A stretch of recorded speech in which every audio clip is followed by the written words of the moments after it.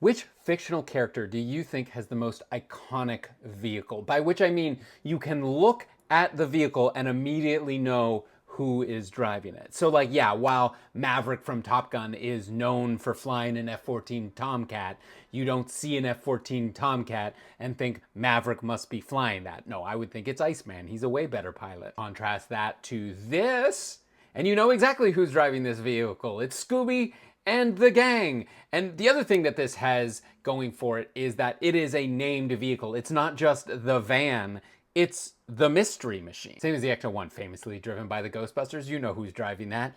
And gets extra points from me for one, nostalgia. I grew up on that shit. And two, because I'd actually want to drive this around. Like, can you imagine going on a grocery run in the Ecto-1? That would be sick. Nostalgia doesn't always get it over the line for me, though. Like, sorry, Ninja Turtles, I did grow up on you. And yes, I see this vehicle and I know exactly who's driving it. And yeah, I guess it does kind of have a name as well, but you don't need to be a mutant, a ninja, or a turtle in order to be a teenager that has something called the party van. I'm sorry, just as a 40-year-old, I don't want to drive this. I don't want to drive a van that smells like teenagers and salmonella. Remember, kids, always wash your hands after playing with your pet turtles. It's worth mentioning the Dukes of Hazzard because yes, they have a named vehicle. Yes, I know who's driving it, and yeah, it probably would be a lot of fun to drive, but I've got to disqualify them for the, you know, racist iconography. Honorable mention goes to Barbie's pink Corvette because even though it's just a production vehicle that you could have bought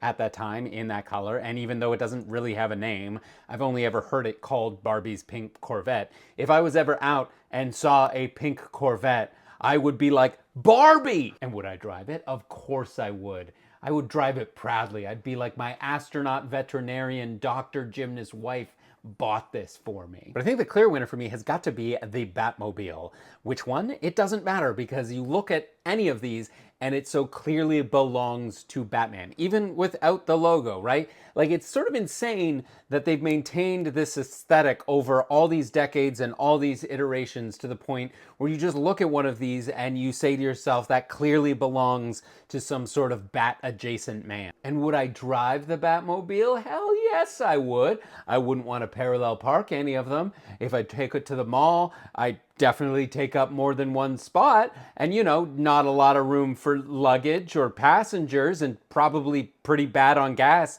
considering there's a rocket out the back of it. So it's not, you know, it's not a practical car, but that's why my other car is this stanky ass turtle van.